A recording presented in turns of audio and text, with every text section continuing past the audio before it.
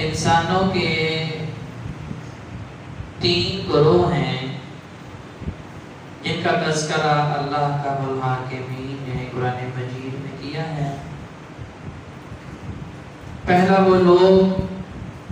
جنہیں قرآن نے کہا کہ جو اللہ کا انکار کرتے ہیں یا اللہ کے ساتھ شرک کرتے ہیں،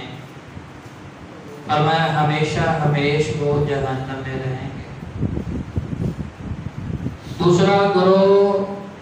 ان لوگوں کا کہ جنہوں نے توحید و رسالت کا اقرار کیا ہے، ارکان اسلام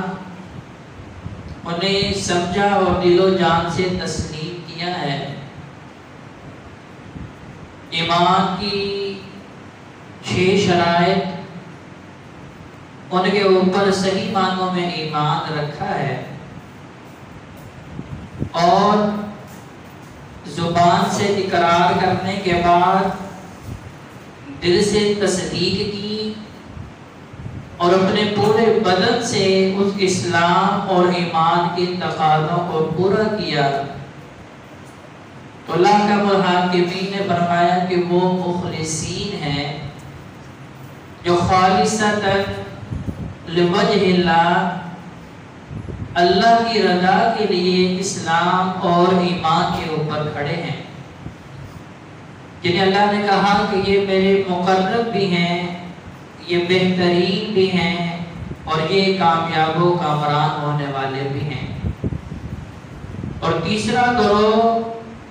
جو ان دونوں کے درمیان میں کھڑا ہے کہ جب انہیں اپنا مفاد مشرکین سے نظر آتا ہے، کفار سے نظر آتا ہے، تو انہیں کہتے ہیں ہم تو تمہارے ساتھ ہیں،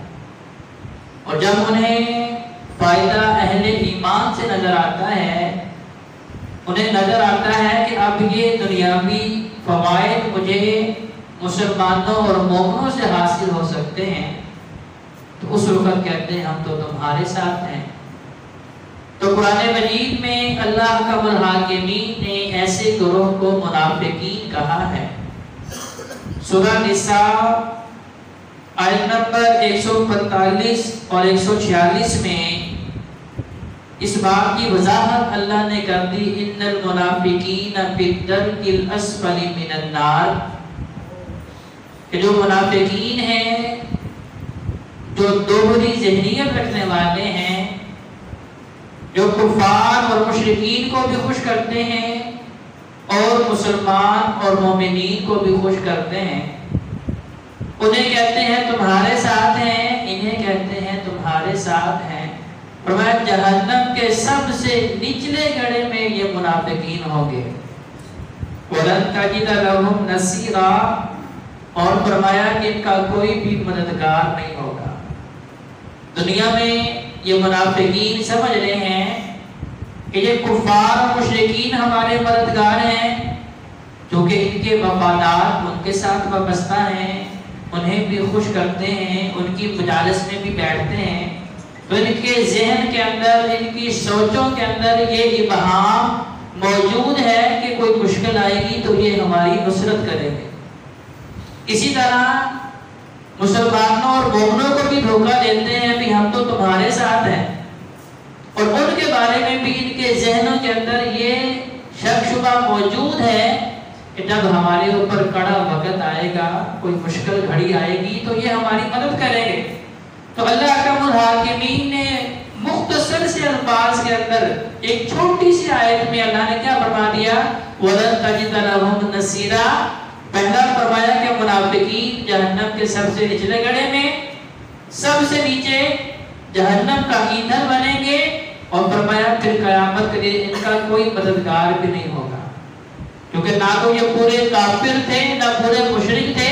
نہ پورے مسلمان، اور نہ ہی پورے مومن تھے۔ حضرات جی وقار، میں اور آپ ہم یہ سمجھتے ہیں کہ ہم مسلمان ہیں اور ہم مومن ہیں، تو گویا کہ پہلے گروہ سے تو ہم باہر نکل آئے، ہمارا تعلق اللہ کے فضل سے کفار اور مشرکین کے ساتھ ہے۔ ہم اللہ کی توحید کے اوپر کھڑے ہیں، نبی علیہ السلام کی رسالت کے اوپر کھڑے ہیں، ہم اپنی اپنی زبان سے جو گواہی دی کہ اشہد ان لا الہ الا اللہ و اشہد ان محمد رسول اللہ، کہ اللہ تیرے علاوہ ہمارا الہ کوئی نہیں ہے،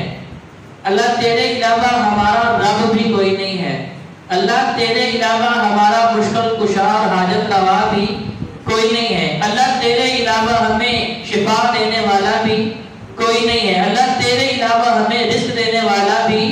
کوئی نہیں ہے۔ یہ ہم اپنی زبان سے اقرار کر چکے ہیں اور ہمارا دل اس کی تصدیق بھی کرتا ہے کہ واقعی ہی جو اقرار میری زبان نے کیا کہ اللہ کے علاوہ کوئی حاجت روا مشکل کشا معبود اور رزق دینے والا نہیں ہے، میرا دل تصدیق بھی کرتا ہے اور عملی اعتبار سے میرے اللہ نے جو میرے لیے حکم جاری کیے ہیں ان کے اوپر میرا بدن کھڑا ہے۔ جو رسالت کی گواہی میری زبان نے دی ہے کہ آپ اللہ کے رسول ہیں، اللہ کے نبی ہیں،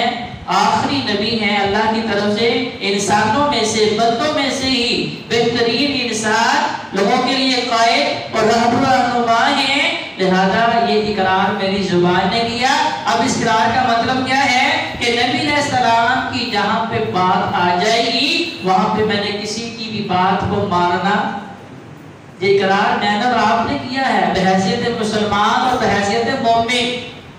اب دیکھیں وہ حدیث مبارکہ جس میں نبی علیہ السلام کا موازنہ کیا گیا کہ ساری کائنات کو ایک پردے میں رکھ کے مجھے اور آپ کو یہ بات سمجھائی گئی کہ ساری کائنات کی بات اگر نبی علیہ السلام کے مخالف ہو جائے تو سب کی بات چھوڑ دیں، پھر بھی اللہ کو راضی کر سکتے ہیں۔ اب اس کے اندر انبیاء بھی ہیں، اس کے اندر شہداء بھی ہیں، اس کے اندر صدیقین بھی ہیں، بڑے بڑے فلاسفر علم والے بھی ہیں، لیکن اگر میں اپنے آپ کو مسلمان کہتا ہوں، اگر میں اپنے آپ کو مومن کہتا ہوں اور میرا اسلام اور ایمان قوی اور مضبوط ہے تو پھر حضرت وقار میری یہ گواہی کہ نبی علیہ السلام کی بات جو ہے میرے لیے حرف اخیر ہے۔ فَلَا وَرَبِّكَ لَا يُؤْمِنُونَ، اللہ نے قرآن میں بالکل واضح طور پہ فرما دیا کہ جو نبی کے فیصلوں کو حرف اخیر نہیں مانیں گے وہ ہے کہ وہ مسلمان اور مومن۔ اگر نبی علیہ السلام کی بات آنے کے بعد بھی میرا ایمان کمزور ہے، میرا عمل کمزور ہے، میں اس سنت کے اوپر عمل نہیں کر پا رہا تو اس کا مطلب کیا ہے کہ پھر جو نشانی مخلصین کی بتائی گئی کہ وہ پکے سچے کھرے مسلمان، پکے سچے کھرے مومن ہیں، اور یہ مخلصین جنہیں اللہ نے فرمایا کہ متقین بھی یہی ہیں۔ اللہ سے ڈرنے والے کون ہیں؟ مخلصین۔ جنت کے حقدار کون ہیں؟